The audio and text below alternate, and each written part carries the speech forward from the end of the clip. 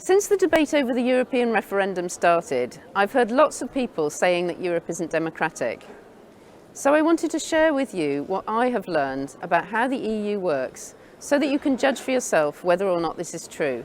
First of all, I sit in the European Parliament because of the votes of the millions of people who live in the southwest of England, and I was elected through a democratic and representative process. But how much power do I actually have? Well, most of European laws are agreed by three bodies, of which the Parliament is one. The others are the Commission and the Council. The Commission is the body most people are worried about when they say that laws are imposed by unelected bureaucrats. This is simply not true.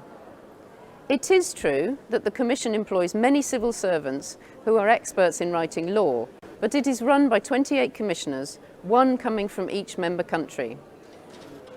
If in Britain we have not had as much influence on the Commission as we might like recently, the main reason is that we failed to work constructively with other countries, and we've also often sent a commissioner who was hostile to the EU, or a person of little importance or influence. If you demonstrate a lack of respect for a body, you are hardly likely to achieve influence there. The third arm of the EU, which people don't talk about much, is the Council. This is where 28 ministers, one from each country that's a member of the Union, meet up to make the final decision about laws that have been put forward by the Commission and amended by the Parliament. In almost all cases, the UK has had a chance to stop law that was against our national interest. Of course, my power in the Parliament is also limited because the Greens are a significant but still fairly small group in the European Parliament, with 50 MEPs out of 751.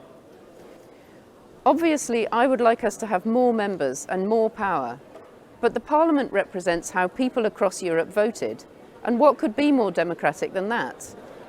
It means that we need to cooperate with the larger groups to get things done, but that is what a genuine democracy looks like. Negotiation to make sure that everybody gets some of what they want. What a contrast with the unrepresentative winner-takes-all system we have at Westminster. It's also worth saying that while the European Parliament may not seem as powerful as the Westminster Parliament, it is actually a lot more democratic in terms of representing the wishes of voters.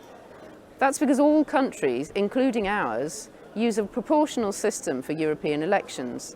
So the members of the Parliament more closely represent the wishes of the people than is true of the grossly unrepresentative House of Commons, to say nothing of the unelected House of Lords. All political systems are complex, and you can always find flaws in them. But there is a lot of direct and indirect democracy in the way that European laws are made.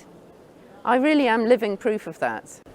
And if the structures look a bit unwieldy, that's because we're dealing with something more like a club of countries than a nation in its own right. The EU is a unique experiment in cooperation between countries. Of course it isn't perfect, and we're working all the time to improve it, but it is certainly not undemocratic.